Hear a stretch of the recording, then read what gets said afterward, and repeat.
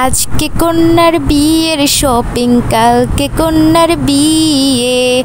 আজকে মূলত বেরিয়ে পড়েছি সাদিয়ার বিয়ের শপিং করার জন্য। কিছু শপিং সে ভাইয়ার সঙ্গে করেছে, যেমন শাড়ি কিনেছে, বাকি ছিল দোপাট্টা, জুয়েলারি।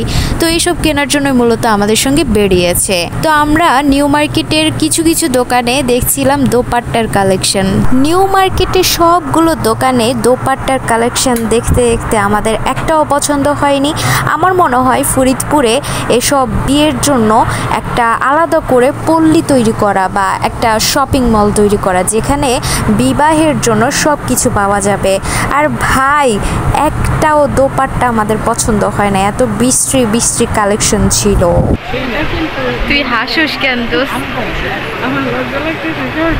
অ্যাট লাস্ট আমরা চলে গিয়েছিলাম সত্যনারায়ণে, যেখানে আমার বান্ধবী দুইটা দোপাট্টা দেখে গিয়েছিল। তো আমরা আবার চলে এসেছিলাম দেখার জন্য। আর আমাদের পছন্দের তালিকায় এই দুইটা দোপাট্টাই ছিল। আদার্স যতগুলো দোপাট্টা দেখেছি সব থেকে এই দুইটাই সুন্দর ছিল। তো আমি ভাবলাম যে ওকে পরিয়ে দেখা যাক যে কোনটা নেওয়া যায়। আমরা কনফিউশনে ছিলাম যে কোনটা ওর জন্য নিব। পরবর্তীতে ওকে দেখলাম যে বেশি কাজ করা যেটা, সেটাই বেশি সুন্দর লাগছিল। পরবর্তীতে আমরা সেটাই ওর বিয়ের দোপাট্টা হিসেবে নিয়ে নিই।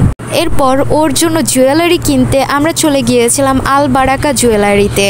আঙ্কেলকে বললাম যে ওর বিয়ের জন্য জুয়েলারি কিনবো, তো তখন তিনি এই জুয়েলারিগুলো বের করে দিলেন। আর এগুলো ও যখন ট্রায়াল দিচ্ছিল এত সুন্দর লাগছিল। পরবর্তীতে আমরা সিলেকশনে এগুলোই রেখে দিই ওর বিয়ের জুয়েলারি হিসেবে। এরপরে অনেক সুন্দর সুন্দর চুড়ির কালেকশন দেখলাম, তো ও চুড়ি কিনে ফেলেছিল, এর জন্য আর চুড়ি নেওয়া হয়নি। আঙ্কেলের জুয়েলারি শপে সব ধরনের জুয়েলারি অ্যাভেলেবল, আপনারা অবশ্যই যাবেন।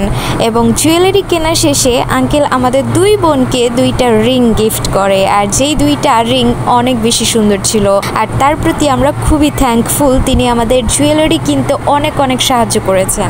সব কেনাকাটা শেষ করে আমরা চলে যাই সাজঘরে। এখান থেকে মূলত সাদিয়া বিয়ের জন্য মেকওভার নিবে, তো ওনাদের সাজানো ওর বেশ ভালো লেগেছে।